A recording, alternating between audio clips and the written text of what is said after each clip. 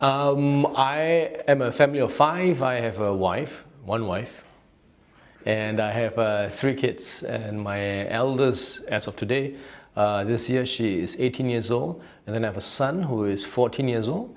And then I have another daughter, and she just turned 3 years old in February. How much time do I have for them? Well, let's just put it this way. In the past 20 years when I was full-time with the TV station, everybody had to work around my schedule. And my schedule was a hectic working schedule. So a lot of times when I was free, they weren't free because they were at school, there was something else.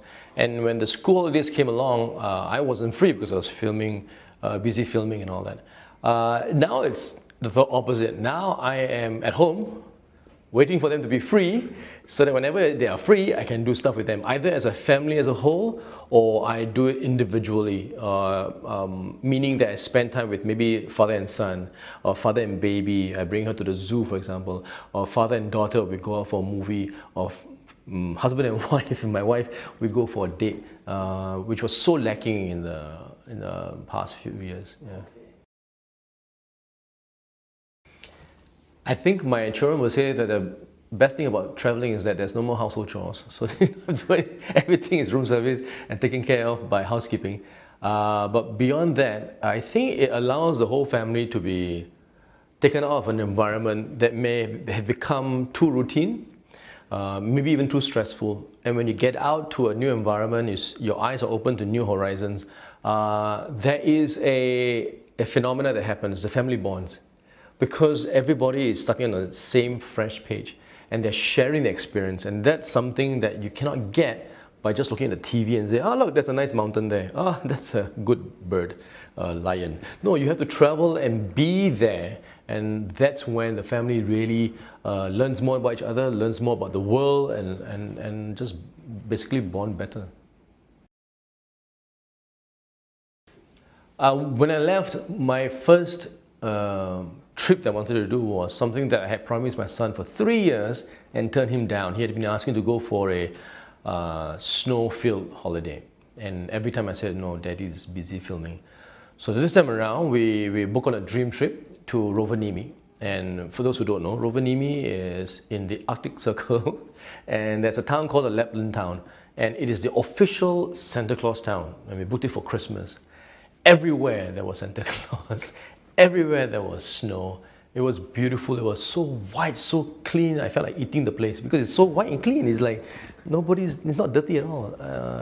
It was a wonderful trip. It was very cold. I now know the new meaning of, when you say cold, you think, oh, cold. No, this is really cold because it's minus 30 degrees. And even wearing after all the layers of clothes, you still feel a bit of cold coming through you. And it was an experience that we'll never forget. We plan to go back again in 5 years' time because our youngest, she was only less than 2, and she wanted to touch the snow, but she didn't want to wear any winter wear. So can you imagine a little baby with singlet and shorts going out in minus 30? She would like go out and then we can bring her back again, 2 seconds. Then she wanted, I want to go out, then go again. And bring her back. So it was, we thought, oh yeah, poor thing, she never really actually got to go and play with the snow and everything.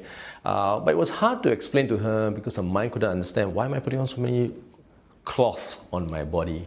So we reckon that when she's 5 years old, 6 years old, we'll go back again and have a good one again.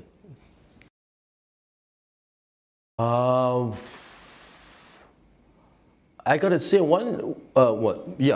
gone for a few vacations, and then there was one I did father and son time because I need to catch up with him. Father and son time. He missed out a lot. I wasn't around a lot.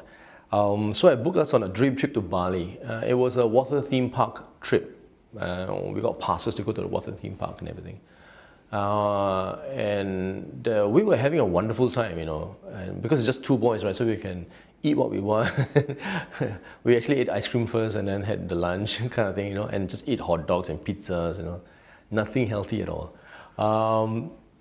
But what stood out for me on that trip was that when we were queuing up for the rides, and there were many times when we did this, we were always like, oh, hey, all right, we're going to go down, woohoo, all that. But this one particular time, he became quiet. And he turned around to me, and he had this solemn look, and I thought, oh no, he's got something bad to tell me now. I was wondering what it was now, what this bad news is. But it was my mistake. Actually, what he did was he turned around and solemnly said to my eyes, he said, Dad, this is very nice. Thank you. Wow, and like now I'm swallowing a lump because I didn't expect that at all. I mean, I wanted to have a good time, but I realized how important this father and son time was for him, and it was for me too, but I didn't realize how important it was for him to turn around and say in a solemn way. He didn't say, hey, that is very nice, oh wow, very good, oh, yeah. No, he turned around and with the most of sincere of hearts, he turned around and said, Dad, this is nice. Thank you. I mean, which son would turn around and say thank you to the father? Usually they don't care. Your money is my money, kind of thing. So that I will remember that moment till the day I die, because it felt that I've done something right, and it reminded me that what I've done, getting out of the industry to spend more time with the family, was really a very good decision, a wise decision. If you're a family man, then this is some of the steps you have to take. I think I already know what my wife is like, what my son is like, what my oldest daughter is like. But the youngest one, we are learning more and more about her because she's growing, she's new. And one of the things I found out about her is that she's really fearless. I mean, really like, even at 3 years old now, usually a 3-year-old will like be a bit more apprehensive, like, what's going on here? Let me check the environment first. Is this safe to touch? No, she says, oh, ocean, run. They were like, yay, wait for us. She sees a dog, no matter how wild it may look like, she just goes to the dog, goes to the cat. She's an animal lover, which is great because it's what I want to inculcate in my children, to love animals, to love life, and to enjoy what's been given to us.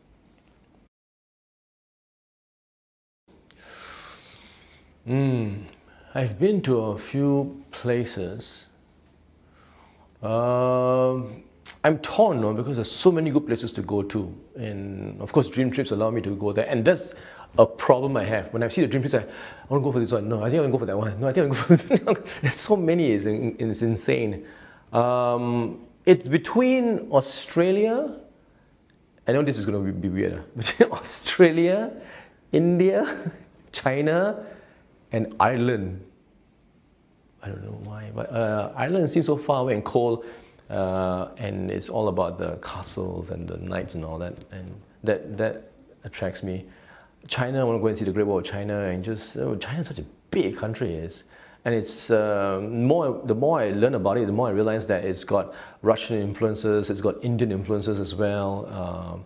Places like Nepal and all that, that nearby. India, of course, homeland. So I want to go and check it out. Australia I find it very interesting because it's a whole continent by itself, and it's got all its different idiosyncrasies and uniqueness about it, in terms of weather, in terms of animals, in terms of the peoples that are in there. So I would like to travel and see that.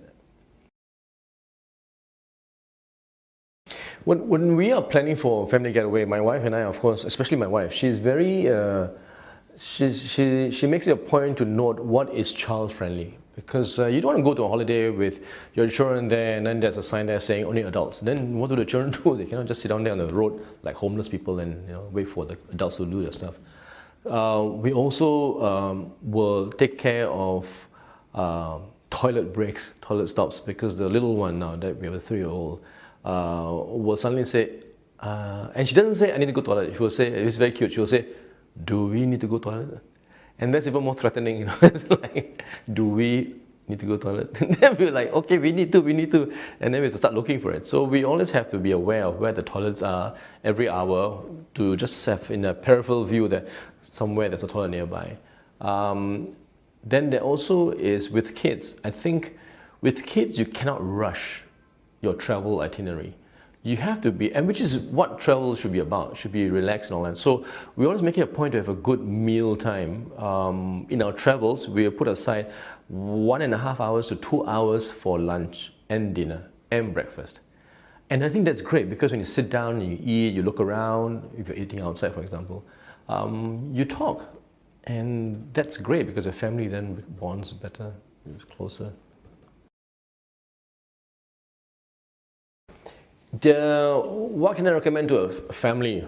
Well, the thing is that I don't know you. I don't know what the family likes. So if your family likes beach, then by all means, please go to resorts. If your some families they love mountains because it's green and there's ground and there's grass, but they hate the beach because there's sand and salt. You cannot.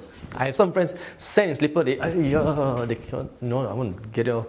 I have to check a shower now. So it's all personal preference. Personally, my family, we love the beach. My kids love the sand and the sea. My son, every time we go to a beach, must dig a hole. And I'm not saying like a little hole, it's like a hole the size of a jacuzzi. We will spend about 2 hours digging that hole and we'll be very tired. I always tell myself, this is a good workout. This is a good workout. My muscles are growing, it's good. I'm bonding with my son and I'm getting bigger muscles. Then when it's done, you have to cover it back because somebody might fall into the hole, right? He has this thing about digging the hole and then sitting down there later and then waiting for the seawater to come in so that we can just... my older daughter though, she likes forests, she likes creatures, she likes taking pictures. So forest, mountainous areas is great for her. My littlest one, she couldn't care less. Anywhere also is good. But she loves the water. That's just one thing though. She sees the sea, she's off. You blink one eye, just blink for 1 second, and then, where's she? She's swimming already to South China Sea, swimming to China. That's good. Yeah, that's her. Yeah. Our most recent trip was to Vietnam and a place called Hue, which I've never heard of before. But thanks to DreamTrips now, I know a place called Hue, which is between Hanoi and Ho Chi Minh. And I was telling people I'm going to Hue, huh? I say Hue, they, huh? Hue, huh? And I also now know how to pronounce it because I thought it was Hui or He or Ho, but the locals told us it's called Hue. And that's kind of cool because in Singapore, when we call somebody Hue, it's the same thing. It was a beautiful place because it is a dream trip and it is a golf resort by the sea. And I thought maybe it's a typo error. How you play golf next to the sea? This doesn't make sense, right? But it's true. It's a huge, it's not a tall building. It's one of those resorts like only 3 stories high. Huge land and then a huge golf course, beautiful green next to the sea. So you're playing on nice grass, you look this side, there is the palm trees and then the blue waters and then the white clouds and you're like, must be something like what heaven is like. I kind of think so. And it was a beautiful trip and enjoyed it tremendously. Went with friends and family. Next trip we're looking forward to is California.